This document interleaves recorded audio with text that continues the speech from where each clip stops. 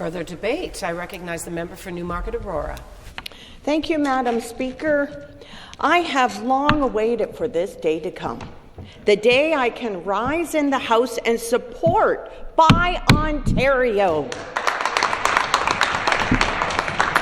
Bill 72. This legislation speaks directly to the values of the people of Newmarket, Aurora, to the requests from my local manufacturing and service providers, and to what Ontarians expect from their provincial government, protecting good jobs, supporting our local businesses, and strengthening a resilient, self-reliant economy. Notre gouvernement prend des mesures pour protéger les travailleurs et les entreprises en rendant obligatoire la politique Acheter Ontario pour les marchés publics, afin que l'argent des contribuables serve à financer les emplois et les produits ontariens, et non ceux des concurrents étrangers. Speaker, this bill is saying very clearly that when Ontario spends public dollars, those dollars should work for Ontarians first. Over the past few years, our province has faced tremendous pressures, global supply chain disruptions, rising costs, and unfair U.S. tariffs that have put our businesses at a disadvantage. Our workers, entrepreneurs, and small business owners want to know that their government has their back, not only in words, but in real tangible actions, and this is exactly what Bill 72 delivers. The public sector entities impacted by this proposed Buy Ontario Act include Ontario Ministries, provincial agencies, Ontario Power Generation, and the Independent Electricity System Operator. Designated broader public sector organizations such as hospitals, school boards, universities, and colleges. The Buy Ontario Act, if passed, would also enable other public sector organizations to be covered by the legislation in the future. Alors, les entités du secteur public visées par le projet de loi Acheter Ontario comprennent les ministères de l'Ontario, les organismes provinciaux, Ontario Power Generation et la Société indépendante d'exploitation du réseau d'électricité. Certains organismes du secteur public désignés, tels que les hôpitaux, les conseils scolaires, les universités et les collèges. Si elle est adoptée, la loi Achetée en Ontario permettra également à d'autres organismes du secteur public d'être visés par cette loi à l'avenir. We are introducing enabling legislation. Why? If passed, the Buy Ontario Act will enable the Ontario government to work with public sector entities collaboratively with the goal of developing stronger procurement rules to prioritize Ontario-made goods and services than Canadian ones. Alors, comme première étape, le gouvernement exigera que tous les achats de travaux de construction des ministères des organismes provinciaux, y compris ceux qui appuient le plan d'immobilisation de 200 milliards de dollars de l'Ontario, privilègent les biens et services ontariens. Cela comprend les matériaux et l'expertise utilisés par les entrepreneurs et les sous-traitants tout au long de la chaîne approvisionnement d'un projet. The resilience of Ontario's supply chain is vital for our economy. Bill 72 will help public sector organizations strengthen supply chain resilience while maintaining competitive procurement practices. First, the bill gives the Management Board of Cabinet the authority to set clear procurement policies and standards that encourage sourcing from Ontario businesses. This means that when the government needs to buy things, whether it's medical supplies, construction materials, or technology, we're encouraged to look locally, which helps keep our supply chain strong and less dependent on outside sources. For example, during emergencies like a winter storm or a health crisis, having reliable Ontario suppliers for road, salt, or personal protective equipment means we can respond quickly and avoid shortages. The bill also allows for the creation of vendor performance standards, so public sector organizations can track which suppliers consistently deliver on time and meet quality expectations. And I think that's what we as a government should expect. This helps build a network of dependable local partners. At the same time, the Act maintains competitive procurement practices by requiring open competition and transparency.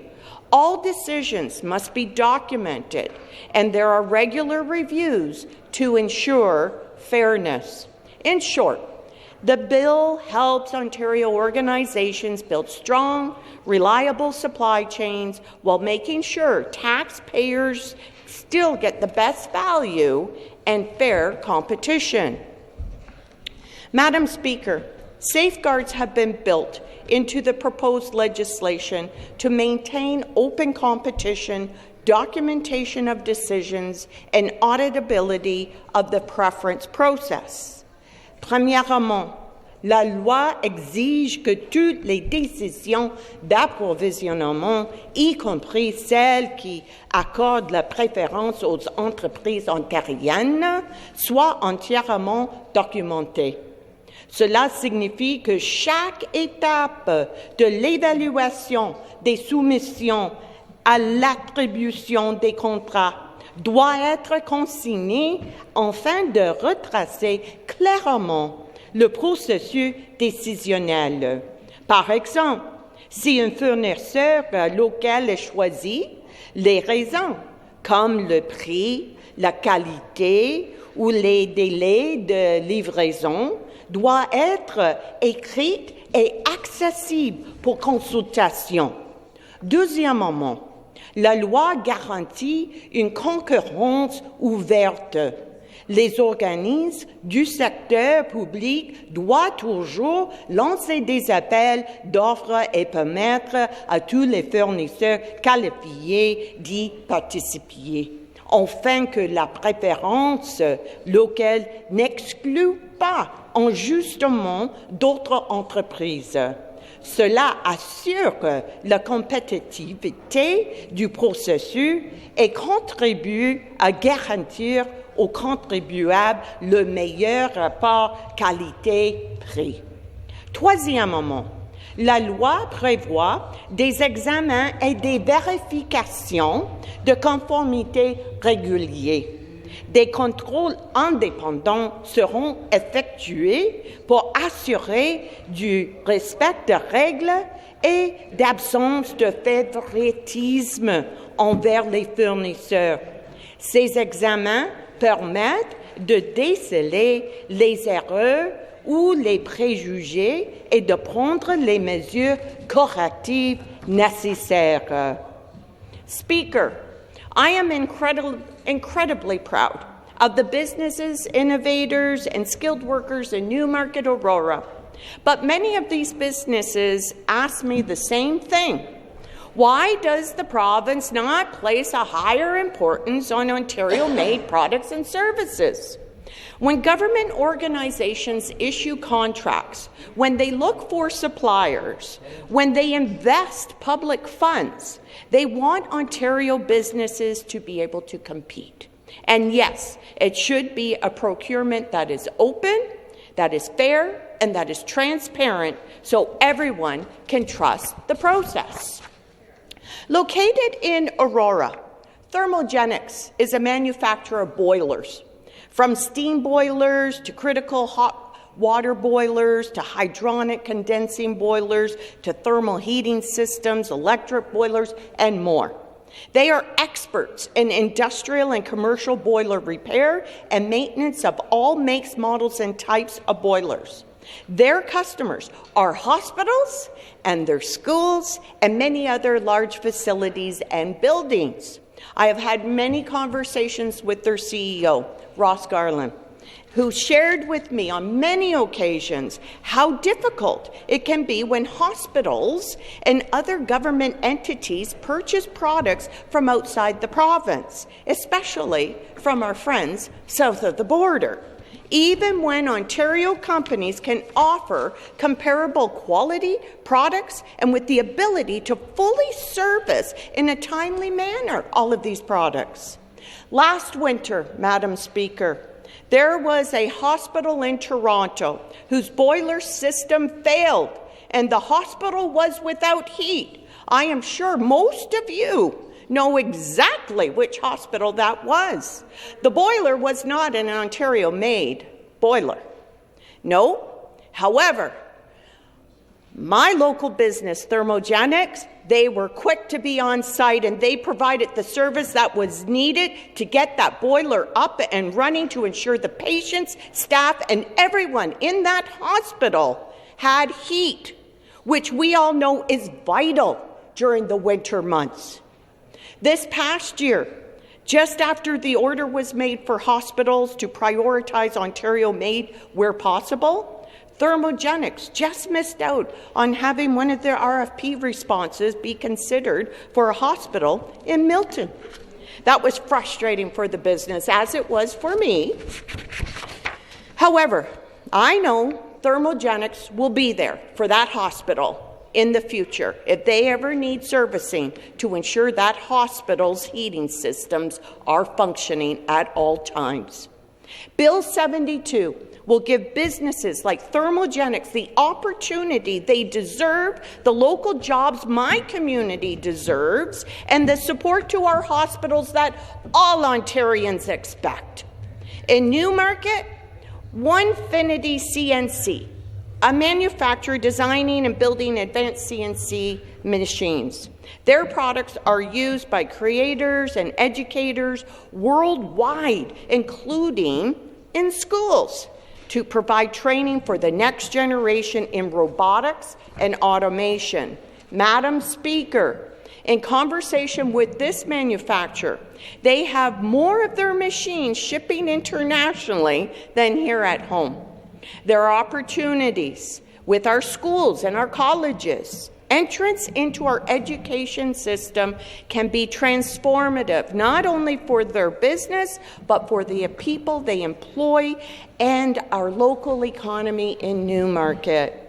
When public institutions prioritize Ontario-made solutions, it opens the door for companies like these to innovate and grow. These are the types of businesses that form the backbone of our local economy, family-owned, community-based, hard-working, and proud to call Newmarket Aurora home. Speaker, Ontario spends over $30 billion every single year on goods and services. Imagine the impact when more of these dollars stay right here at home supporting Ontario manufacturers, innovators, farmers, tradespeople, and suppliers. For communities like Newmarket Aurora, this could mean more opportunities for our local manufacturers, as I noted with just 2 examples. More contracts for our small and medium-sized businesses, more jobs for our residents, stronger supply chain, certainly for our institutions. The pandemic taught us very clearly that when we cannot depend on global supply chains for essential goods, we just can't. Ontario's economic future depends on building self-reliance and resilience, and Bill 72 does precisely that. Speaker, this legislation has been endorsed strongly by industry leaders, including the Canadian Manufacturers and Exporters CME. They know that prioritizing Ontario-made goods in public procurement protects jobs, strengthens supply chains, and supports Ontario's economy. Madam Speaker, or Mr. Speaker, sorry, this morning Madam Speaker, this morning I listened to members opposite speak against this bill. The member from Ajax spoke specifically regarding opportunities with AI. Madam Speaker, an AI software company specific to innovations in pharmaceutical checks called HumanisRx, their president, Saye Radpe, connected with me to say how happy she was to hear about Bill 72. And you know why? Because this legislation would allow AI technology developed here in Ontario by Ontario experts, Ontario workers. It will give them an opportunity to showcase Ontario technology. They are not asking for a handout, just the chance to compete, to have their technology used here in provincial institutions where it should be. We talk about how Ontario is a hub for AI technology. Well, let's make sure we are prioritizing Ontario AI software. As you know what? The tech experts will definitely be staying here. The investors will definitely be investing here. And tell me, how is that a bad thing? Speaker, the Buy Ontario Act 2025 is more than legislation. It is a commitment, a promise to Ontario's workers, families, and businesses. Madam Speaker, I could go on with another example on the AI, and I've got a little bit of time, so I'm going to do just that. Another AI developer, very unique, located in my riding. It's a startup company called Skinopathy. Well, they've been around for maybe 5 years now. They are making such headway when it comes to looking at the skin and having programs that can assess even wounds, wound care. It's amazing technology, and again, another example of a Canadian-made AI software program, Canadian tech experts, Canadian workers, a Canadian program that's all Ontario, quite frankly, and can be used here to help patients, to help our residents. Yes, AI, this is a great opportunity for technology here in this province of ours. So, a promise that when Ontario spends public dollars, we will do everything possible to ensure that those dollars support Ontario jobs, Ontario businesses, and Ontario prosperity, including in my riding of Newmarket, Aurora, but quite frankly, I want to see it all across this great province. This is a bill that reflects our values. It strengthens confidence in our economy, and it positions Ontario to thrive in the face of global challenges. Alors, j'exhorte tous les membres de cette Chambre à appuyer le projet de loi 72 et à contribuer à bâtir un Ontario plus résilient, plus autonome et plus prospère. Madam Speaker, I request, I ask, I sincerely ask that all members of this chamber support Bill 72. Support us when we want to support our local businesses, to support our local technology providers, to support our local manufacturers, to support our local workers, to support our local residents. We want a strong economy here in Ontario, and Bill 72 will do just that. Madam Speaker, once again, I urge all my colleagues to sincerely consider 100% support of this bill for all of our collective communities. Thank you. Questions? I recognize the member for Waterloo. Well, thank you very much, Madam Speaker. I feel like I'm in a very dysfunctional online commercial. You too can get a procurement strategy for only $9.99, but if you order now, you'll get two. Because the member fully knows that we brought forward this strategy back on November 3rd, which is only 11 sitting days ago. The procurement strategy called that the Government of Ontario must implement an Ontario-first procurement criteria that prioritizes contracts for Ontario and Canadian businesses that offer local jobs for all public spending contracts issued by the Ontario government, ministries, agencies, municipalities, and other provincially funded institutions, as well as ban U.S. companies from receiving public contracts until the trade war is over. Yes, we too, Madam Speaker, we brought forward a procurement strategy, and the government voted against it. So what makes today so different? It's the same language, it's the same intent, but you voted against it 11 sitting days ago. Response, the member for Newmarket, Aurora. Thank you, Speaker, and thank you to the member from Waterloo. Yes, Waterloo, for that question. Now, at its core, we have to talk about the definition of what an Ontario business is. And at the core, it is what we are actually talking about. It spells out that there's no confusion or loopholes when it comes to Ontario businesses. This is important, Madam Speaker, because to qualify as an Ontario business, a company must have a real ongoing presence in this province. That means they must operate permanently in Ontario.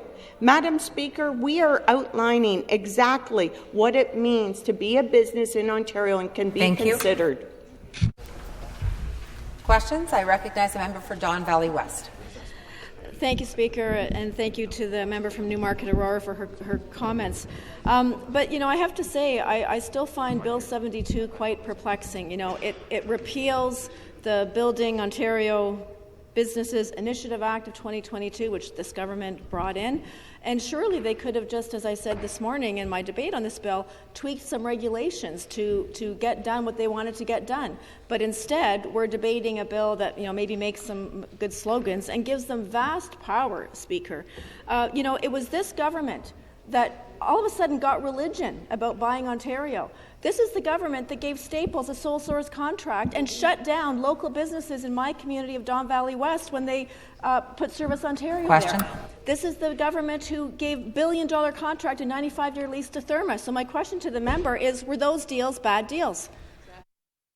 Response, the member for Newmarket, Aurora.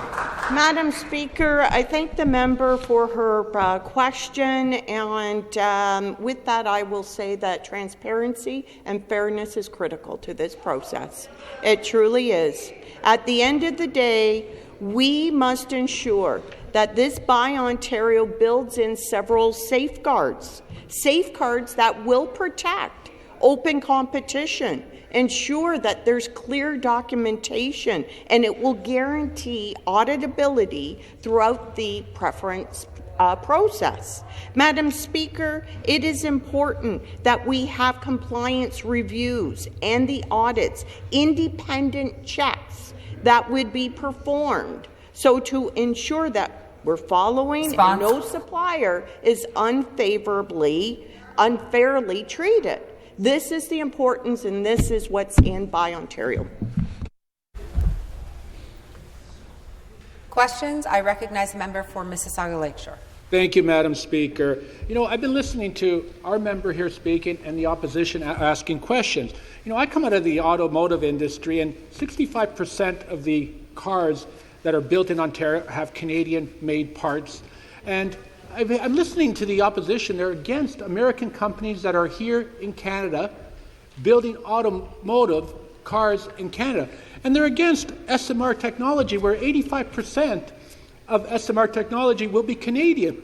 And even OPG is using 95% Canadian. How will this bill improve our ability to build and produce more Canadian products here in Ontario? Response, the member for Newmarket Aurora. Thank you, Madam Speaker. And I appreciate the member's question because, as I noted in my speech, we're talking about $30 billion here. We're talking about getting value for our money. We're talking about ensuring our local communities and local businesses have the opportunities to be part of this great $30 billion economic engine. At the end of the day, this legislation requires every procurement decision to be documented. In short, the bill strikes a balance at the end of the day. It supports local businesses, but it will always keep an eye on getting the best value for Ontarians. And I think best value means Ontario-made, so bring on those Ontario-made SMRs. Question. I recognize the member for Hamilton West, Ancaster Dundas. So, this government had an opportunity to support a Buy Ontario First procurement. We put this forward in the legislation, and every one of this government member voted against that motion, and that was just 10 or 11 days ago. So it's hard to know what's changed because it's essentially the same bill. And we put this forward to address the jobs disaster crisis that this government has created. There's 800,000 people out of work. So this government is now promising to spend dollars to support Ontario jobs. So my question to this government is, you promise to spend those dollars. Does this promise extend to the Garden City Skyway? I'm a proud Hamiltonian, Local 1005, proud steelworkers. Why is this government not making a commitment, a guarantee, that you will use Canadian-made steel and Canadian workers, union workers, when you are building this Garden City Skyway? Response. I recognize the member from Newmarket Aurora.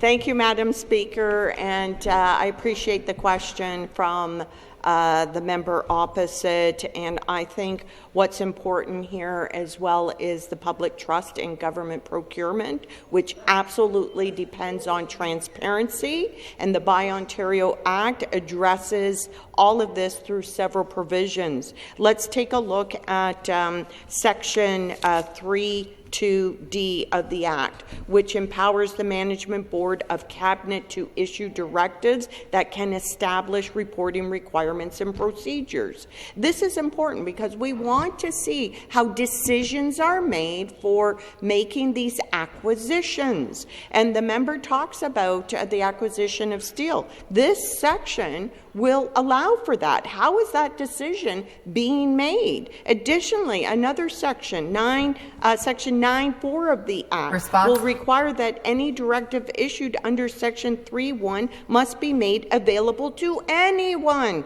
who requires a copy and must be publicly posted. Thank you. Questions? I recognize the member for Etobicoke Lakeshore. Thank you, Speaker. My question is quite simple. I think you have the ability to do everything you've said today in the existing legislation that you passed in 2022. The only difference here is the tightening of control in among the cabinet ministers around how that's done. So can you explain to me why this is so critical? And of course, I will speak in depth to some of the other aspects, but I just don't understand why you wouldn't have used the piece of legislation you tabled yourself 2 years ago to achieve what we all want to achieve, which is making sure that our Ontario businesses thrive. Response, the member from Newmarket Aurora. Thank you, Madam Speaker, and I thank the member for her question. And I believe what's important here with this Act, when I read this Act, is that we need to avoid any type of discriminatory business practice and make sure we maintain compliance with trade agreements. And this is what comes through with this Buy Ontario Act.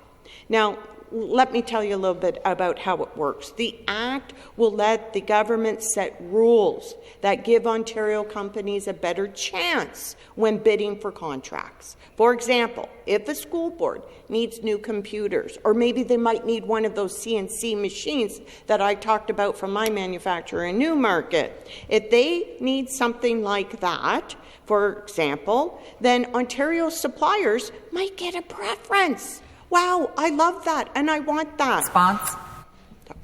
Oh, but the bill doesn't say we can ignore everyone else and break promises we've made to other provinces and countries.